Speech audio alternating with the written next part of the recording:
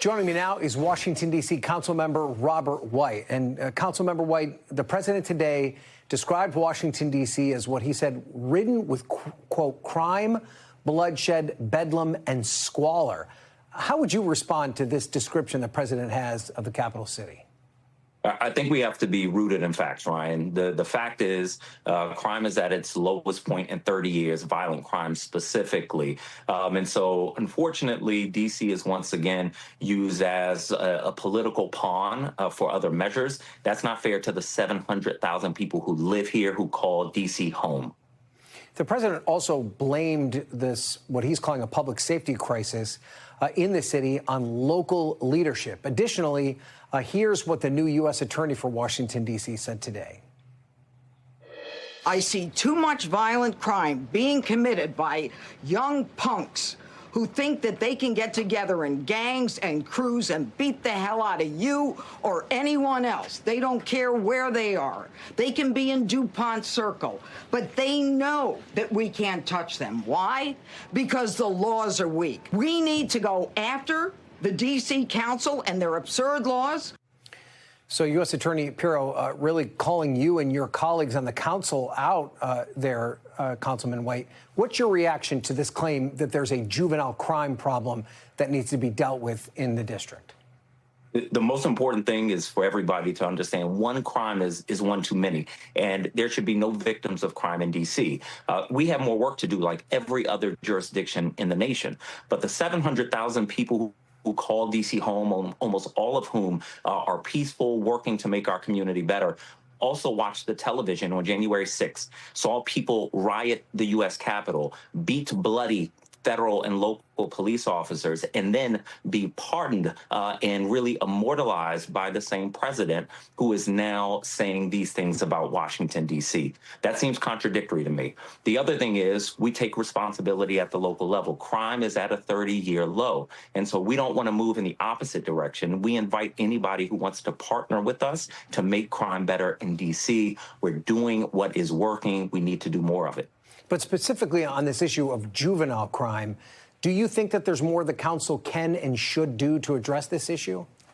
This is something that we have to continue to address. Our young people that face COVID have really gone off track. That's happened in D.C. That's happened in other jurisdictions. We all believe in accountability. We all believe in arresting people who are committing crimes, regardless of the age, and holding them accountable. But we also believe in following the science and the data, which say that when you lock up minors for petty crimes, they come out and commit more crimes. Yeah. We don't want to kick the can down the road. We want to take responsibility. That's what we're doing in D.C. Okay, we just heard Mayor Bowser and the city's police chief. They held a press conference acknowledging that the president has this authority and talking about partnering with the federal government. I know you talked about January 6th, your disappointment in the way the president handled it then, but can you partner with the president who's talked about taking over your city's law enforcement? We welcome in D.C. I think every local official will tell you this. Anyone who wants to partner with us in good faith and to follow the facts and the data. Some of the facts include the fact that the worst roads in the district are federal roads. The most littered parts of the district are federal territories. So we've had a partnership with the federal government, but partnership and federal overreach are different things. Look out, California. Look out, Illinois. Look out, New York. It's coming to you next. That's why we have to stand up now and say federal overreach is wrong. And on that point of federal overreach, the White House saying today there are officers from 18 different agencies patrolling the city. Do you know what kind of communication there's been with these agencies and local D.C. police? I've been in close communication with the mayor, the chief of the police, the attorney general, my council colleagues, and most of us know very little. The officers seem to be learning as they go. There's already been a shootout in one of our local neighborhoods. One of the shooters was not a D.C. resident. It was federal officers. So I worry a lot about the lack of clarity, the lack of direction, and the fact that federal officers are not trained for neighborhood policing. So again, we have the format for partnership, but that's not what's happening here. We invite real partnership, though. So yes or no, do you think their presence makes the district safer?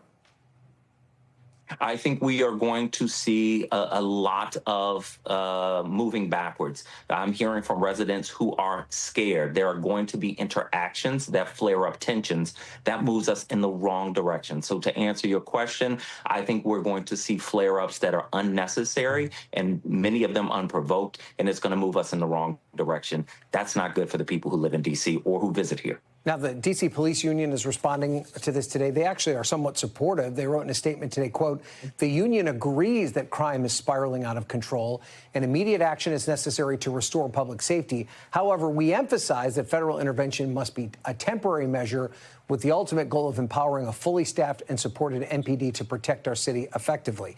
What's your reaction specifically to the fact that he doesn't dispute the president's claim about crime? We try to, DC is in such a perilous place with no federal representation despite paying federal taxes. So we try to stay out of the federal politics. That right there, Ryan, is politics. The president said in his press conference, DC has too many police. The police union want more police. So I don't know what's happening here, but I think we all need to be focused on outcomes, not political landmines, and that's what's in front of us right now. Okay, Councilmember Robert White, very interesting to say the least time for Washington, D.C. We appreciate you being here. Thanks, Ryan.